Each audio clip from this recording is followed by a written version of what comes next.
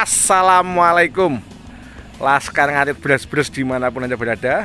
Ini kita di rumahnya Mas Sohib, Dusun Plongan, Desa Temuguru, Kecamatan Sempu, Kabupaten Banyuwangi.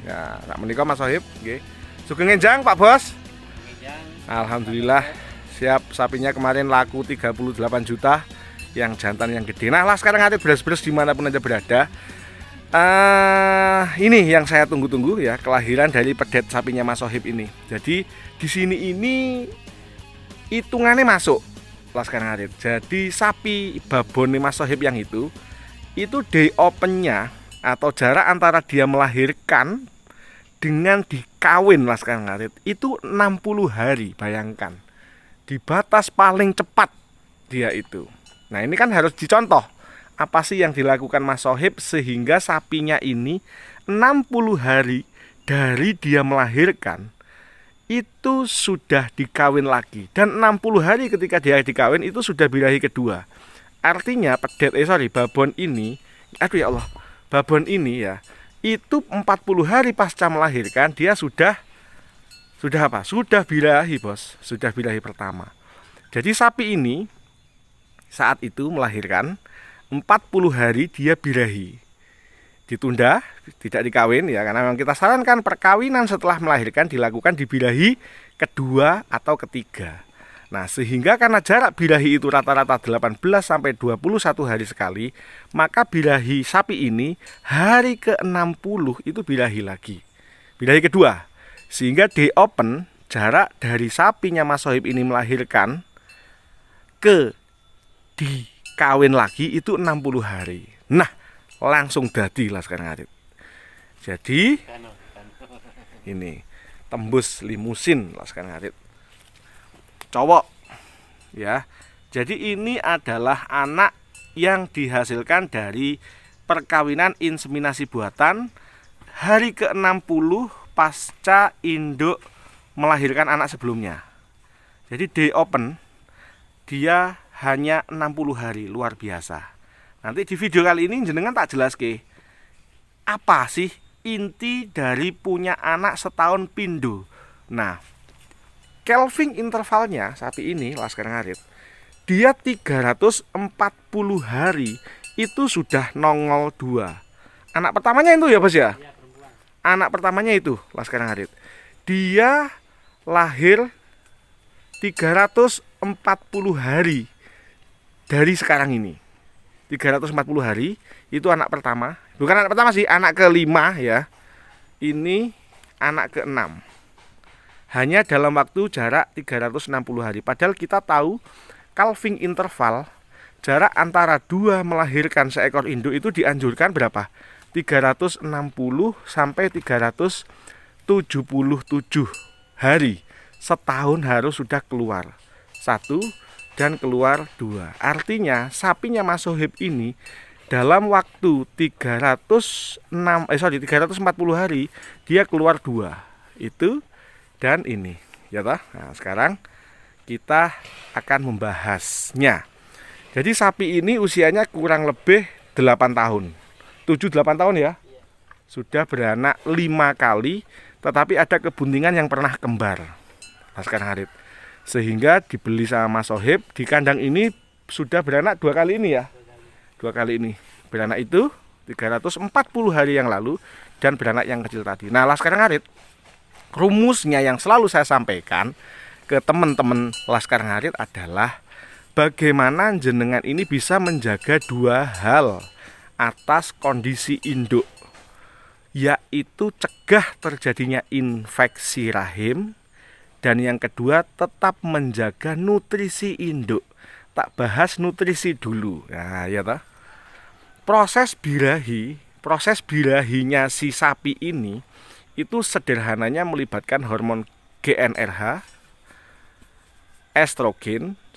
GnRH ya, estrogen, LH dan FSH. Inilah ya 4 hormon ini, meskipun sebenarnya kalau dijelaskan dia lebih kompleks.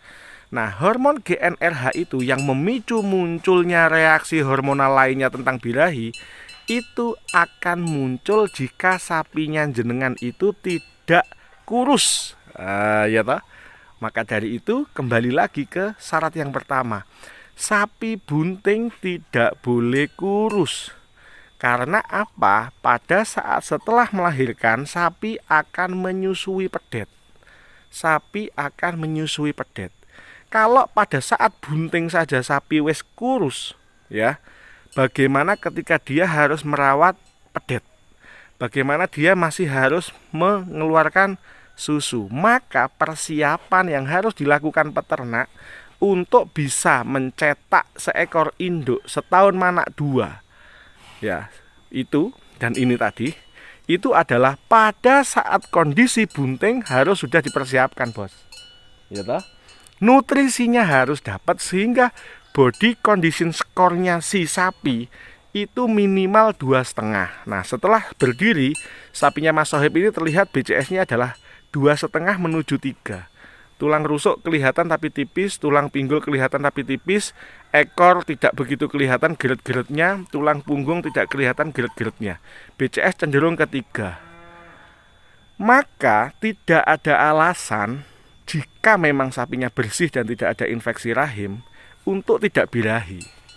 Poin pertama, untuk menjaga agar induk nutrisinya terpenuhi adalah menjaga makanan jangan sampai kurang pada saat sapi itu bunting lah sekarang Arit. Jadi jangan dipikiri ketika melahirkan, disetting sejak ketika dia bunting, bos. Ketika dia bunting jangan sampai body condition score-nya turun sehingga begitu ambrol, begitu keluar si anak, susu bisa keluar, hormonal di dalam dia bisa tetap berjalan dan bisa langsung birahi. Sampai di sini bisa dipahami lah sekarang Arit. Nah, ya toh. Kan seneng toh. Nah, setahun loh, 340 hari loh keluar 2. Kan ya mantap. Nah, ini ben rada ketok. Iya, ganteng toh. Limosin tembus ini. Perkawinan insemina. Umur 5 hari lah sekarang Arit. Kemarin sudah treatment postpartus. Jadi ini pedenya kan ganteng toh. Lah sekarang Arit. Lalu syarat yang kedua, jadi itu tadi. Syarat yang pertama adalah syarat nutrisi. Kondisikan nutrisi induk sejak bunting. Jangan sampai kurus, karena kurus itu akan menyebabkan macet birahi, hipofungsi ovarium. Ovariumnya ora berfungsi, sehingga ora birahi. Lelek ora birahi ndak bisa dikawin.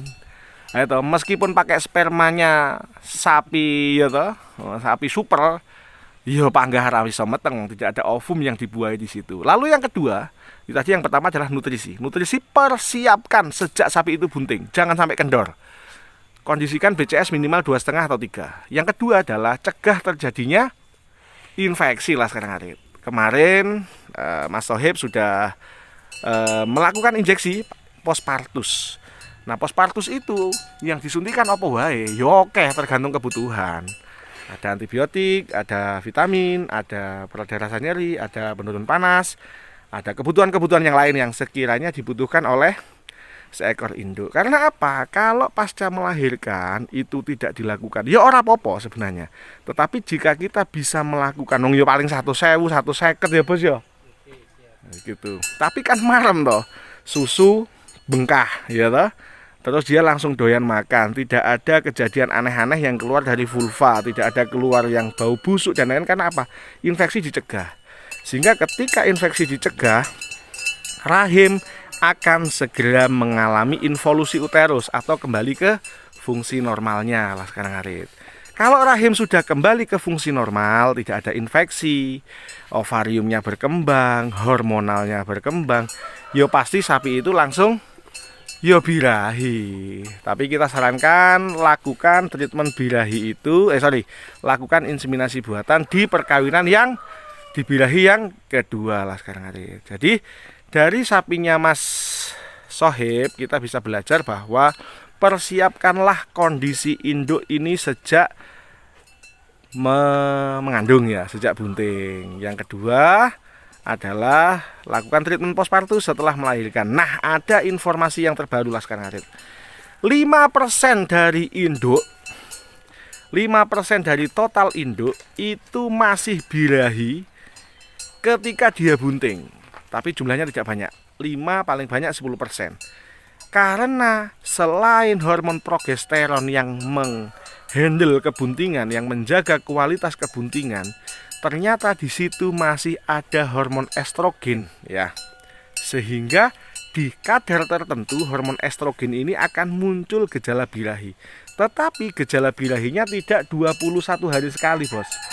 Tetapi hanya 10 hari. Maka saran saya, jika sapinya jenengan itu muncul lendir kekuningan tanpa gejala bengak-bengok, itu adalah uretral cervical plaque, lendir yang keluar yang memang fungsinya menjaga agar tidak ada kuman yang masuk ke dalam rahim. Tapi jika keluar lendir bening yang tidak 18 atau 21 hari sekali, bisa jadi itu birahi semu, Bos. Birahi tetapi sebenarnya dia bunting. Nah, teman-teman, jika sapinya dalam kondisi bunting wis kadung manggil inseminator atau petugas kawin suntik, saran saya bilang aja, Pak, 3 bulan yang lalu atau 4 bulan yang lalu sapi ini sudah dikawinkan.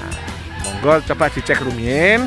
Kalau seandainya bunting ya jangan disuntik, nanti saya kasih ongkos bensin saja. Tapi seandainya tidak bunting dan memang birahi, ya dikawin wae. Itu Laskar Ngarit Blas Blas dimanapun Anda berada. Kita lanjutkan ke agenda selanjutnya. Matur nuwun, please like, subscribe, komen, dan share video ini.